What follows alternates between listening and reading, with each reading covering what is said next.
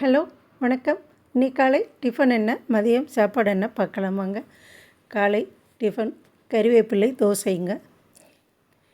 கறிவேப்பிலை தோசை, தேங்காய் சட்னி, இதாங்க இன்னைக்கு காலை நம்ம வீட்டில் டிஃபன்.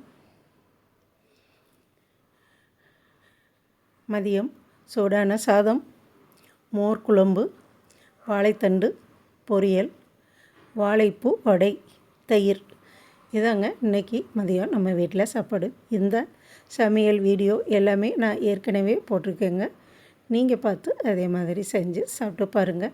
நம்ம கிராமிய சமையல் சேனலை இதுவரை சப்ஸ்கிரைப் பண்ணாமல் இருந்தீங்கன்னா சப்ஸ்கிரைப் பண்ணிடுங்க. நன்றி, வணக்கம்.